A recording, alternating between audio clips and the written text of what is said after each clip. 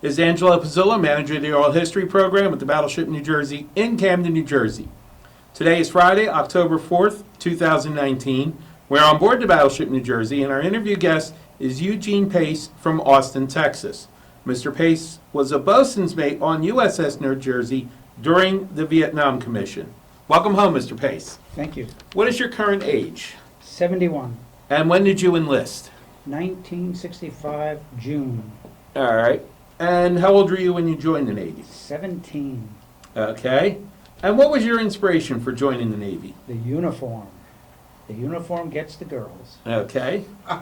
Now, talk about the process of getting into the Navy before boot camp, as far as the recruiter and all that. Well, I enjoyed the uniform. I always liked the uniform, and I thought that's what I want to do. Plus, I wanted to see the country, see the world. But I didn't know how to go about it. Most of the guys were getting drafted around the same time, and I wanted to be a part of that too. But I didn't want to be a Marine, or I didn't want to be in the Army. I wanted the Navy.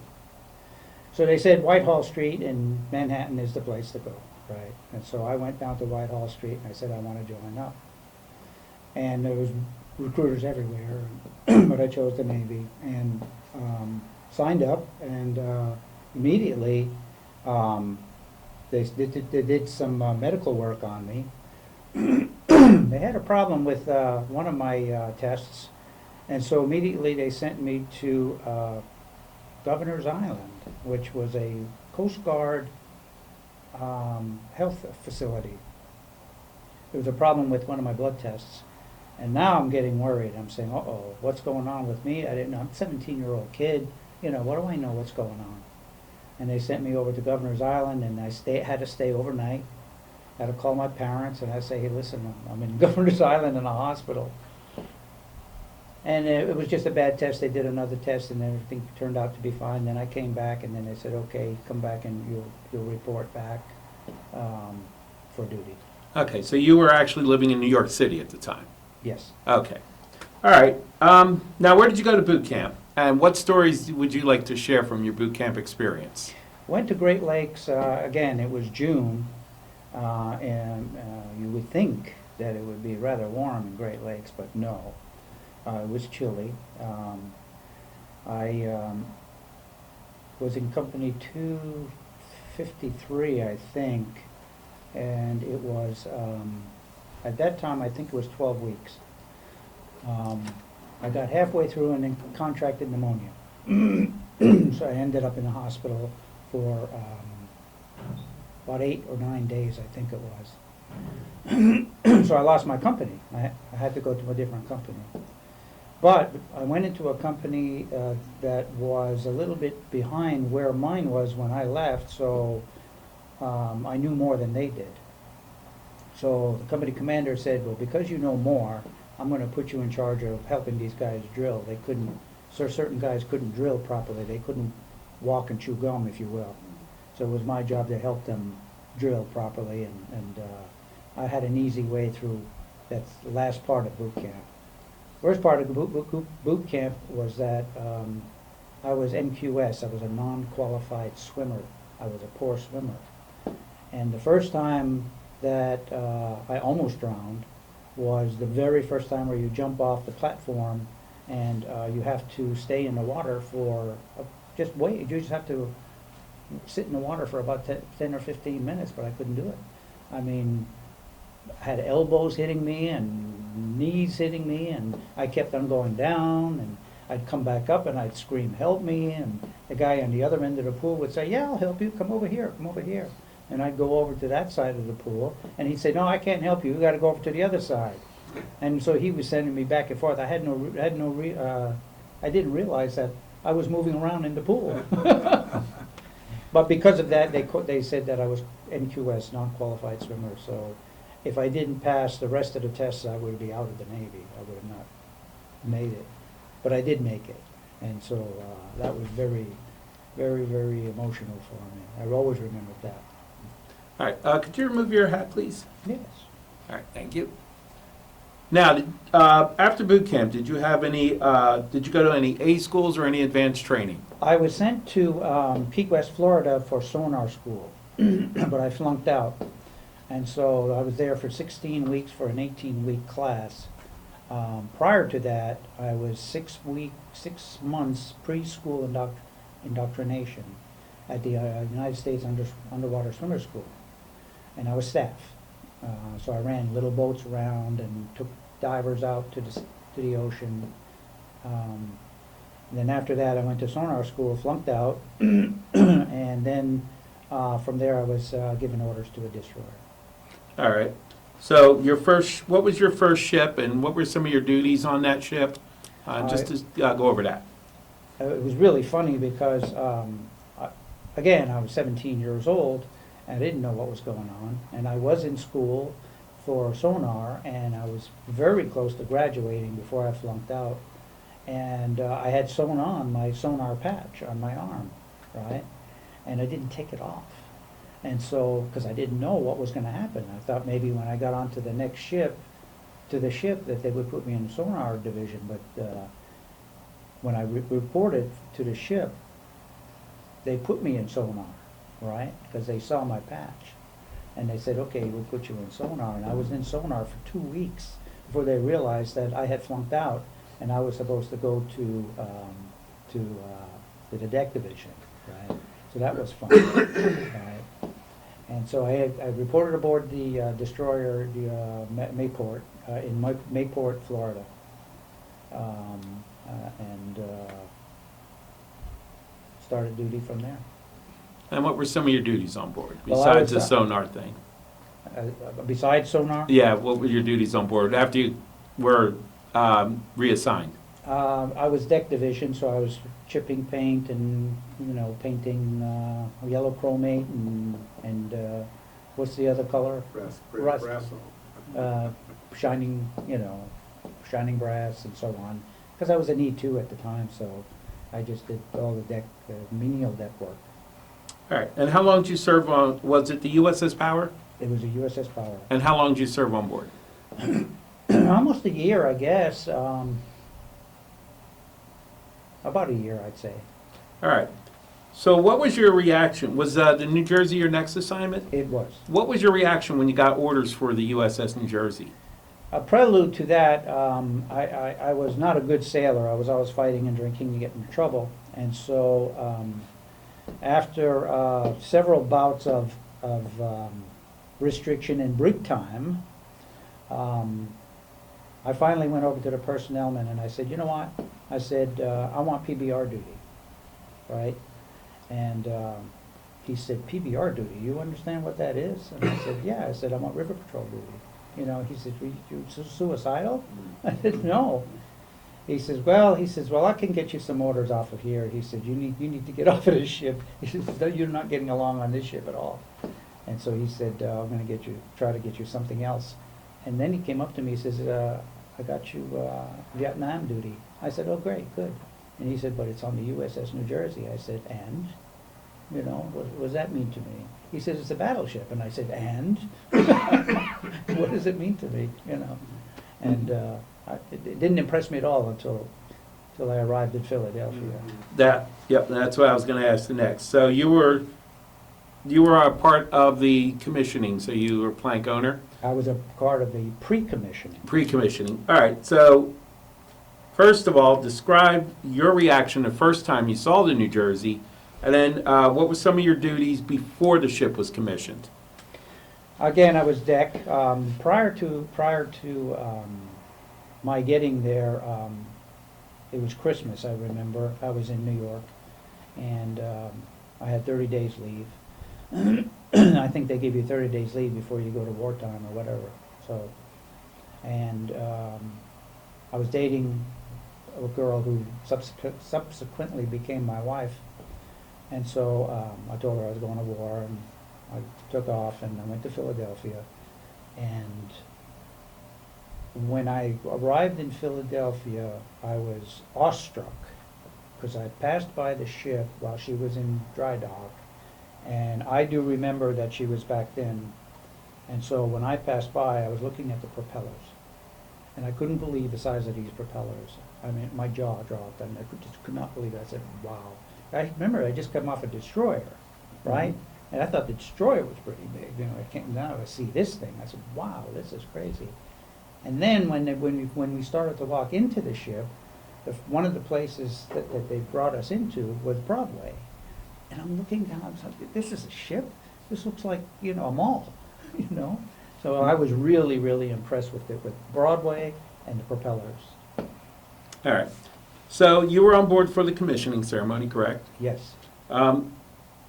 Before that, did you actually work on the New Jersey to get her ready? Yes. So you said you just did basic deck work? We did basic deck work. We worked alongside the Yardbirds, Mm-hmm. right? And they were doing their thing and we were doing our thing. We worked together. And we also, even though pre-commissioning, once we took her out of dry dock, we went to sea for sea trials, Mm-hmm. right?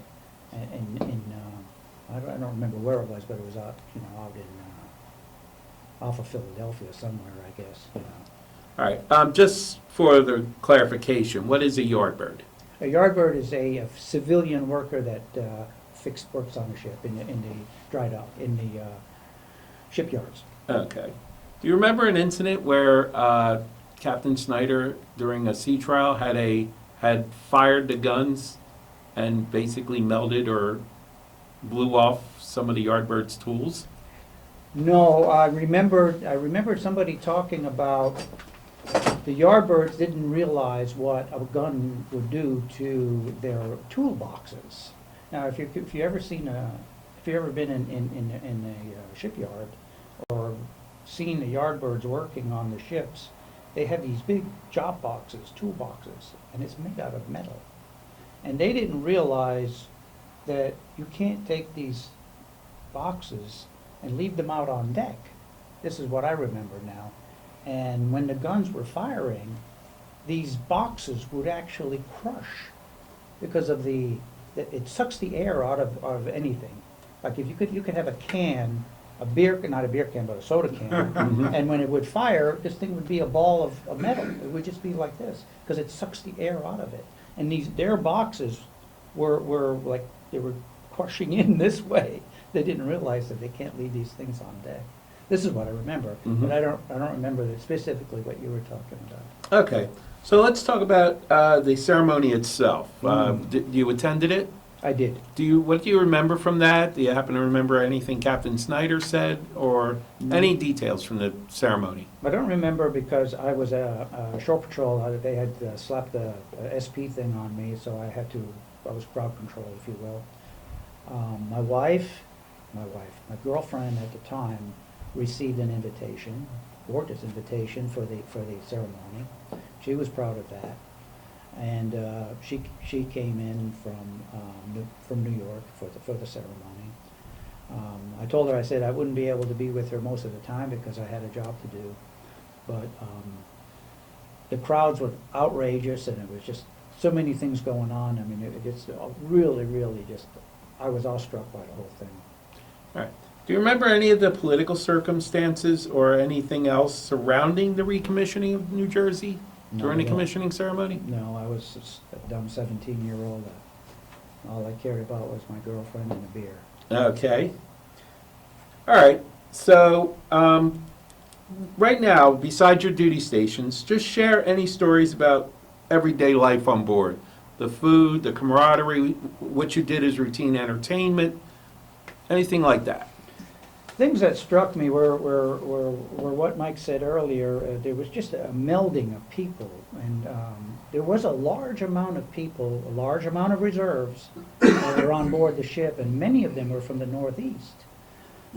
And I don't remember if Mike was part of this, but they sent us to San Diego for training. It was an actual seamanship training session for all of us, right? And we had to learn about seamanship. And we all went to San Diego and did our training, and they were fire hosing us. I don't know if you understand fire hosing, but they would give you tons and tons and tons of information all day in these classroom settings, which there's no way you could remember all this stuff. You weren't even taking notes. right? They were just fire hosing you with information. And we asked them, we said, do you expect us to remember all this stuff? And they said, no. They said, if you can retain 35% of this stuff, we're happy, right? And a lot of it was basic seamanship. Now, I had been in the Navy already now by about a year and a half, 2 years. A lot of the stuff I knew, so, you know, it was boring to me. So that was one of the things that was strange about it. Many New Yorkers, many reservists. I remember them separating us out into different divisions. You know, nobody knew what division you were going to go into at first. And mostly it was deck division that I remember. I guess they had already cordoned us off for deck division. When I first got on board, I was E3 by now. and I was striking for bosun's mate by then.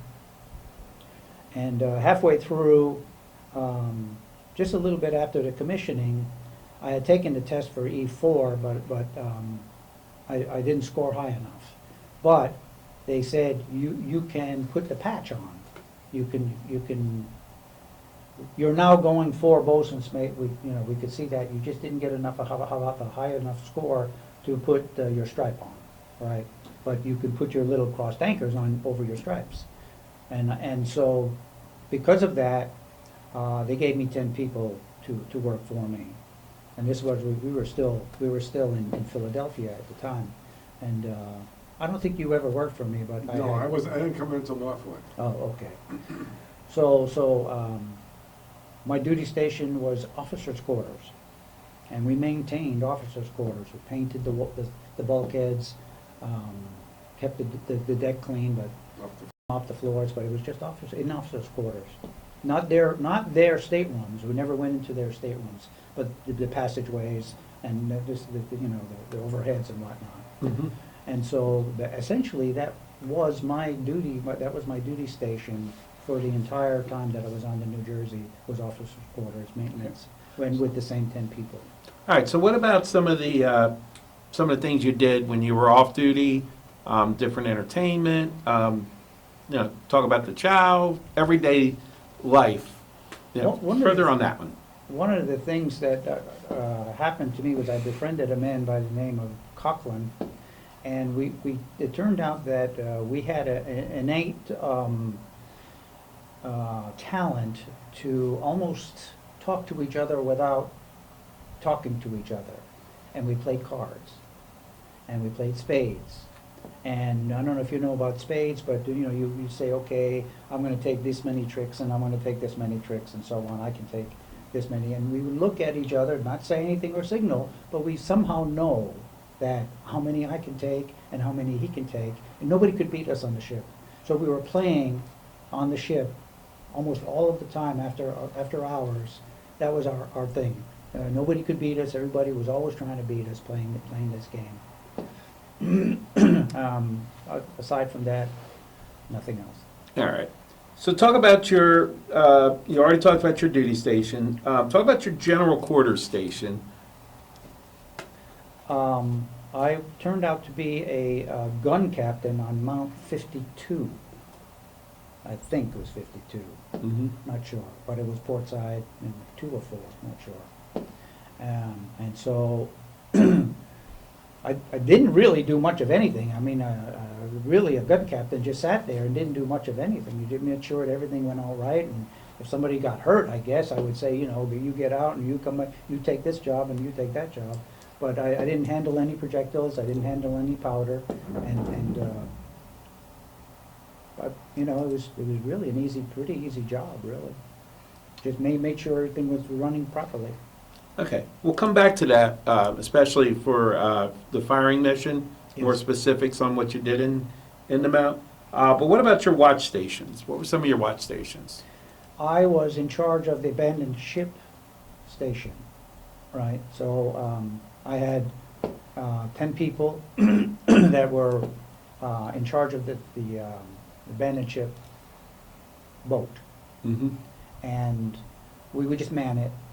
During the day, I just had to realize that if something happened, it was my job to run to the to the boat and get my guys and do what I had to do, should it need to be deployed.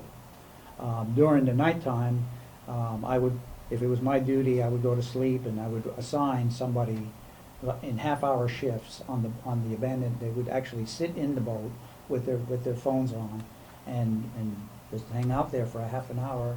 And if something happened, if they needed that boat, then that person would alert me, and I would get everybody together and we would man the boat. All right. Now, let's go back to what we just talked about, your general quarter stations. Talk about some of the incidents where you were manning the 5-inch gun, particularly the Tet counteroffensive. Mm-hmm. Can you talk about that? It was business as usual most of the time. One of the things that I remember about Tet Offensive was that, very similar to what Mike alluded to earlier, mine was a little bit different. I was looking out forward of the ship and I was seeing tracers flying by and all the fireworks going on. But what I saw was these I called them Willie Peter, the white phosphorus, and they're flying. And I said, you know what? I said, I'm in a war. I didn't realize this, till then, that I knew that I was going, but I didn't realize it until I saw that. And I said, holy shit, I'm in a war, And so then, and we would fire, every now and then we'd go out and we'd fire a few rounds at something, and then they'd come back with the GDA, which would be our gun damage assessment, and they'd say, you got 2 yaks and a rice field here, and they never really told you how many people we killed. It was really, you didn't want to know about that anyway. You knew it was happening, but then Tet Offensive hits, and I remember being in the gun, and it was fire for effect. I remember that. Fire for effect, right? And I said, what the hell does fire for effect mean? It means just keep on firing and don't stop. Just keep on going, right? And these guys were just working non-stop, firing, and they just wouldn't stop. You just kept on going and going and going, and you do this for 12 hours. I think about how many hours that we were in the damn gun, right? You'd leave and another crew would come right back in and you just go to sleep, and then it was just non-stop to us, Many times the guns would get jammed up because the powder kegs would jam up the guns, right? And they wouldn't turn. I remember specifically, it had gotten so bad that too many of our mounts were jammed up, right? And we were out of commission. So the captain said, cease fire, and he took us out of range, and he said, just get out and start throwing your brass overboard. That doesn't happen. We save brass. You usually don't discard it, right? We threw everything overboard as quickly as possible, and then went back to firing. We didn't get much of a rest. There was another incident. I don't know if you remember it. Did we get hit? Somebody said we had gotten hit by some small fire, and the captain made a joke out of it. And he said, "All right, we're going to go repair our damage." And somebody went out with a can of paint and fixed our damage. I remember that story, but I have a tendency sometimes to create my own stories. But maybe with all the stuff that you've heard over the years, maybe it's true. Right. The one that we always get told, and Ken Kirsch is one of your crew members you haven't met yet, but he works on the ship. His favorite is the sinking of the island, Tiger Island. Do you remember anything about that? No, I don't. All right. We can talk about it after the interview. Right. All right. Any other incidences or memories from the gun line? You were there for about 120 days. Mm-hmm. So any other incidents you remember? Do you remember seeing the 16-inch guns firing? I was just going to say I was in awe about that because I actually saw the shell leave the barrel. You just stand back and watch, and you're looking at the barrel, and all of a sudden you see I can't remember which was first, the smoke or the fire. There was one or the other. It was smoke or fire first, then the shell would come out and it would go through the smoke, and then you'd just watch the shell flying, and that was amazing. Another amazing thing that I remember was we had screaming eagles on board, and apparently they needed some help or rest, and either we flew them aboard or they got flown aboard, or they came on board for rest. While they're on board for rest, they were given clean uniforms, free 24-hour chow, anything that they wanted, And one of the offers was that for we have a small arms thing on board here, and they were offered to clean their weapons, right? And these guys said, you can work on your big guns, but you're not touching our little guns. We'll take care of our little guns. And for clarification, Screaming Eagles was the 101st Airborne? 101st, yeah. Okay, thank you. All right, so let's ask you, let's talk about Captain Snyder. Did you ever get to meet him in person? And can you talk about his command style, anything particular to the captain? The only time I saw Captain was during some inspections that we had. Sometimes he would walk through the compartments during inspections, and he would say something. I never had a one-to-one with the man. I respected the man a lot because he was a people person. I always felt that he respected his crew, and he didn't have that. I mean, he had the command presence, but he didn't push it on you. He was just a nice guy, but you respected the guy, And so, no, I never met him to talk to him personally, but I saw him many times on the mess decks. He would eat with us all the time. He would just sit with somebody. It didn't matter. He'd just sit with any crew member and start talking to them. He was just that kind of guy. Okay. So what were your memories of the Bob Hope USO show on Christmas Day? I was impressed with that. Of course, I was impressed with the ladies. Anne Margaret was always one of my favorites. And I think it was the Pointy sisters, or can't remember. Gold Was it the Diggers. Pointy? Yeah. Gold Diggers Yeah. was the group. There was 4 girls dressed in pinstripes or something, and then anyway, you're at sea for a long time. It's nice to see these pretty women. And they invited all of some Army people, some and some Marines. They came on board also. They got to see, and so it was really impressive. I was very, very, very impressed with that. I was happy that he was able to do that for us. Mm-hmm. All right, so any other stories that you remember from your time on the New Jersey that you'd like to share?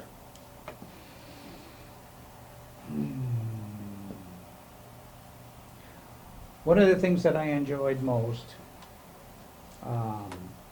was to go up onto the forecastle, and if you got up far enough on the forecastle, as the water was rushing by, it would rush by behind you because you were so far forward, and the way the hurricane bow comes like this, so the water would make noise behind you. You wouldn't hear it. So if you can go as far forward as possible, it was so quiet, right? And so you can go up there and you can meditate and you can just be quiet way up forward, and I enjoyed that. That was one of my quiet places. Very, very enjoyable. All right, so talk about where were you as far as duty stations or off duty when the word came that you were going to head to to the Korean Peninsula? I was sleeping, and the kid on watch that was in the boat came up and told me, he said, hey, we just turned around. And I said, what? He said, we just turned around. And I, told me about the compass. Then I put the earphones on, right? And I asked the questions, right? And they wouldn't tell me much of anything, And so we found out the next morning, Now, by that time, everybody had been told that upon arrival continental United States, better than 2/3 or 3/4 of the ship would be discharged, because many of us were reserves, many of them were reserves, I wasn't, but my time was over. And when that ship turned around and the news hit, the morale just dropped like you could not believe. The guys under me, the 10 guys that worked under me, almost all of them were getting out. Marinko, Paparazzi, Bucharud, they were all getting out, and they were like upset, you know. I mean, I couldn't get them to do what I wanted them to do, but I wasn't going to write them up either, you know. I was upset myself too. But I don't know if it was Hart or First Class or another guy he said, you know, calm down. He says, things are going to settle in here, so, you know, because the whole ship was not doing well at all. The morale, I just went crazy, you know. And it didn't take long. It wasn't long after that where the ship finally turned back around again. But the funny story that I like to tell is when I was told that I was going to be discharged upon arrival United States, continental United States, I sold half of my uniforms. And when the ship turned and went back, I said, oh my God, what am I going to do? I don't have any uniforms. All right, so were you part of the decommissioning crew also? I was not. Okay, when did you depart the New Jersey? When she arrived, continental USA. Just like that, so you didn't attend the decommissioning ceremony? Not at all. Okay. Did you have any other duty stations or ships after that? No, I was discharged from the Navy. All right. And what was your reaction to hearing the news that the New Jersey would be decommissioned? I was sad. I said, why? And I'm not political. I wasn't political then, and still not really. But I didn't know why. I said, you know, as I remember it, I was always told that it was a psychological warfare item, right? And so I said, well, did something change? I mean, you know, shouldn't they still be scared of us, you know, with that ship? And it turns out that, yeah, that was part of it, but they just didn't want the ship to put that type of attitude towards the enemy, because then the enemy would not sign a treaty with us or something. Okay. All right, some more lighthearted questions about your time in the Navy. So any of these questions apply to the New Jersey or the PAL. What were some of the ports of call you visited, and did you have any favorites, and what stood out? For my entire Navy, or just for the New Jersey? The Navy, yeah, your time on the Power and the Navy, New Jersey. I had never been away from the United States except for Canada. I had never been out of the United States, so I was interested. You know, when I was on the Power, we were mostly Caribbean, Puerto Rico, that sort of thing. And then we did a med cruise. That was nice. I enjoyed that. We saw Italy, and we saw Tangiers and that sort of thing. And as a 17, 18-year-old, that was very nice, you know. And so then when we went on to the New Jersey, Panama was our first place, right? That was interesting. and then Hawaii, and then Japan. So out of all of it, though, I think I enjoyed Yokosuka, Japan, the most. I think that was the one that impressed me the most. Of course, Olongapo City was pretty up on that list, pretty high up on that list, but to me, Yokosuka, Japan was probably the best because of the different cultures Okay. and sake. Now, were you on board the New Jersey when she went through the Panama Canal? I was. And can you tell us about that experience? I was very impressed with the fact that we had to be pulled through by locomotives. I said, why? Why can't we just use the propellers? Still don't know the answer to that. I was impressed with the fact that it seemed like we had to be squeezed through at some point because we had the fire hoses out to prevent fires. When you're being rubbed up against the sides of these concrete canals, the heat would melt either the paint or molten lava from the side of the ship, you know, and you had hoses on the side of the ship, and guys just waiting for stuff to fall, and then you would just hose it down so it wouldn't start burning your teakwood decks, you know. And so you were protecting all of that stuff. That was impressive. Um, what was impressive was when we got off the ship on Liberty, there was a gentleman sitting there in a station wagon, and he said, "Come with me." He says, "I'll show you a good time." And now, I'm a seasoned sailor, so is Marinko, another of our crewmates. The other guys were not. And I said, "Guys, stay away from this guy, it's trouble. You know, you never want to do something like this." Marinko, who's seasoned, said, "I want to go with him," right? Now, Marinko had just come off a cruiser and he was in Europe, you know, and so he decided he wanted to go, and I said, "That's crazy, Marinko." I said, "We don't know this guy." His name was Tony, by the way, and he had a Chevy station wagon. We all decided to go. Then the guy says to us, "Let me have your white hats." He says, "Because the people here like to steal white hats." We didn't realize what he was doing. That was his insurance that we would stay with him. We didn't realize that. I didn't realize that. So we all took our white hats and we put them in the back of his station wagon. And then he says, "Okay," he says, "I'm going to take you out to the bars." I said, "Okay, fine." And he shows us pictures of girls, right? Shows us a picture. And there's this one gorgeous girl in a leopard skin outfit. And Marinko says, "You know what? I don't trust you." He says, "If you can get me that girl in that outfit right now, we'll stay with you the rest of the night."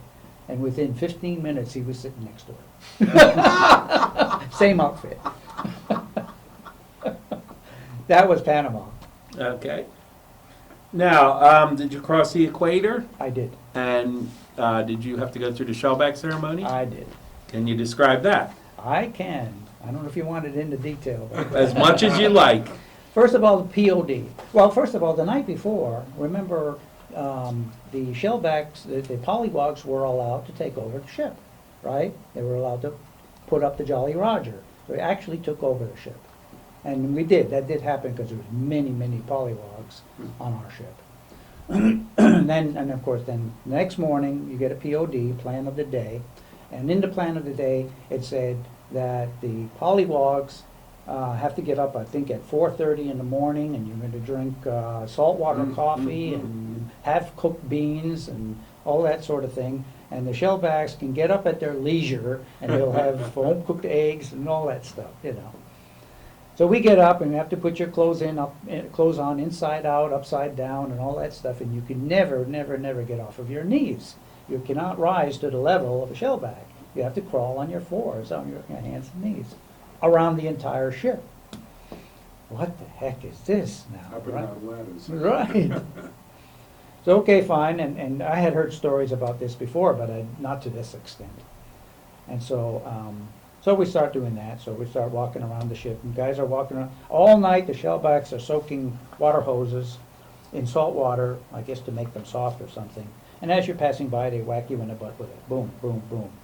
And you know, battleship's got a lot of people, so you're getting whacked. Yeah, that's right. And so the object is that you're arriving at the realm of Neptunus Rex, and you need permission to see Neptune, to be there. You cannot just go there. You have to get permission. And obviously, you're there, so you broke a law.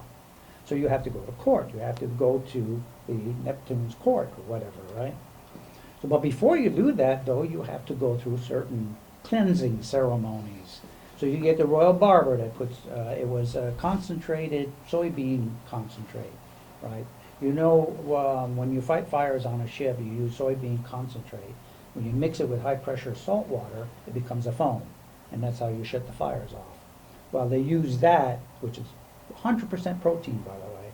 They use that, and when you get to the dentist, you got to have a clean mouth, so that you get to the royal dentist, and he sprays some of that in your mouth. And then you go to the royal barber, and if you're sporting a nice beard, he cuts a piece of that off, right? And what else? You have the royal barber, royal dentist. Had to take the bath, so they dunk you into the tub of soybeans, right? Soybean juice or whatever. And so then you have to kiss the belly of this guy, and then you get to stand before the court, and they say you've been guilty. You're going to have to be punished. And so you get the punishment of walking through the garbage, crawling through the garbage. And I remember specifically the guy says to me, he says, when you get to the garbage thing, he says, I'm going to give you a piece of celery. Take this celery, put it in your mouth. He stuffs it in your mouth. And he says, go through the garbage. And he says, if you have no celery at the other end, find some. Because if you don't have it, you've got to go through again, right? So if you lose it halfway through, find some along the way. Now, what's happening with these guys going through constantly? Oh, Well, they're yeah. up chucking, right? And so you got to find a celery in there, and then you got to go through, and and we did. And when you're done with that, they wash you down with salt water, and then you're done, right? So it was only one person, by the way, on our ship. Only one person refused to do it. It was in one of the deck divisions. Okay, so after your time on the New Jersey, did you serve on any other ships? I did not. All right. Did you get out of the Navy at that time? Yes, All right. And what year was this? it was 1969. All right. Now, Addendum to that, several years later, I rejoined the reserves mhm. for 1 year. Actually, I went into the reserves. By that time, they had changed our uniforms. And so I was wearing like a white short sleeve shirt and black pants, and had kind of like the chief's hat, right? And when I went into the reserves, I said, well, I expected them to get me a uniform, and they said, no, you have to pay for your own uniform. I said, what? And they said, you have to pay for your uniform. Okay. Then I was getting harassed because I wasn't in proper uniform the first day that I was there. And it wasn't the same Navy. I mean, it was so lackadaisical, and, there wasn't, people getting up at 4 o'clock in the morning shining brass. I mean, it wasn't the same. The discipline wasn't there, and I said, this is not for me. I went back to that recruiter, and I said, I want out. And he said, okay, fine. And he signed me out, and I got credit for 1 year. All right. So let's talk about your post-Navy life. Mhm. Just family, your career, anything like that. As I said earlier, I was dating Irene, and had been riding back and forth, and we had decided that we were going to get married once I got out. And so once I got out, I said, well, I need a job, And so I had no skills really. I was a bosun's mate, so I really didn't have many skills at all. And so she was working at the time for Merrill Lynch, and she said, I can get you a job at Merrill Lynch. I said, okay, fine. And she got me a job almost immediately. And it was an inside job as a commodity margins clerk, which turns out to be a broker today. But I was inside. I hated it with a passion, right? I couldn't be selling gold and pot-bellied pigs and stuff like that. I didn't want to be inside. So I quit. And that was just a month. Then the phone company was hiring, and so I got a job with the phone company. And because of my sonar training, they decided they were going to give me an inside job. I was a switchman for 6 months. I hated that. So I said, no. And then my brother-in-law said, Gene, he said, try IBM. They're still hiring. Why don't you try them, So I said, okay, fine. I went to Olivetti Underwood. I got hired at Olivetti Underwood as a typewriter repairman. Then I came back to IBM and I said, I want to work for IBM. And IBM said, okay, fine, take this test. I took this test, and they said, okay, fine, you're hired. And I became a typewriter repairman for IBM for 10 years. And then they promoted me from there to computers and mainframes and all that good stuff later on. During that time, I married Irene. We had 2 children, a boy and a girl, and 4 grandchildren. And we're going to be 51 years married. Oh, okay, congratulations. Thank you. All right. So talk about the impact naval service had on you as a person. Great impact. I was on my way to trouble. Matter of fact, I was trouble, even in the Navy. Truth be told, if I didn't go into the service, I probably would have been in jail, because I was just a problem kid, you know. And so, that made a big impact. I had a problem with authority. Did not like discipline at all. And it took about a year and a half, you know, a little bit of brig time for me to get my act together, you know. But the New Jersey is what straightened me out. I watched when they gave me a little bit of authority, my own authority, and I now began to realize what authority was and what it was meant for. Then I realized, you know what, I better straighten my act out. Actually, a chaplain came to me one day. He says, Gene, he says, I've been looking at your scores. He says, your scores are really, really bad. He says, you're like a 2-8 sailor or a 2-2 sailor or something to that effect. He says, you need to be 4-0 for the rest of the time for you to get an honorable discharge.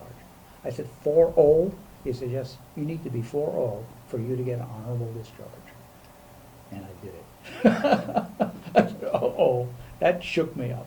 Mm-hmm. All right. Final question, more of a statement. This will be seen by researchers, historians, educators, and academics in the future. What legacy statement or what would you like to leave behind about our time or your time?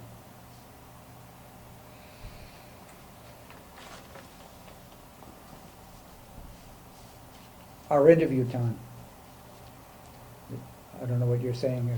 Just a statement about your lifetime, our lifetime, because again, this could be seen decades from now, maybe even centuries from now. It's going to be at the Library of Not Congress. specific, our time as a society is what we've lived in. Sure. That's deep. Yes. That's what I said, yes. That's deep. No pressure. Yeah, that's right. That is deep. Let me see. I'm drawing a blank. Okay. That's also a fair answer. My light might come on later, though. Okay. All right. Any other stories or anything from your time on the ship or in the Navy that you'd like to tell that you remember? I'm thankful. I'm very, very thankful for the time that I was in the Navy. It straightened me out.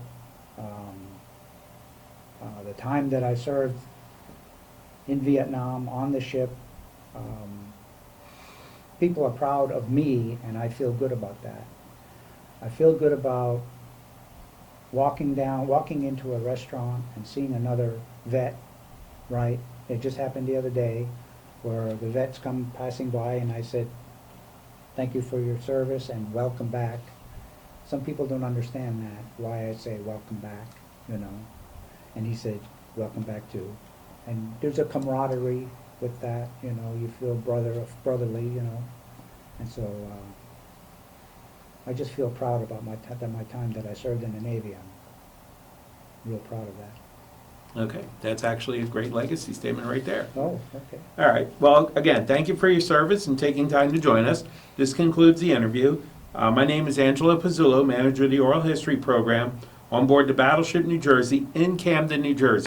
Today is Friday, October 4th, 2019, and our interview guest was Eugene Pace from Austin, Texas. This recording and any transcripts, abstracts, or indexes made from the recordings will be stored in the Oral History Department of the Battleship New Jersey, the Library of Congress's Veterans History Project, and the New Jersey State Library System. All recordings will be made available to writers, researchers, teachers, and historians. And this is Angelo Pizzullo signing off.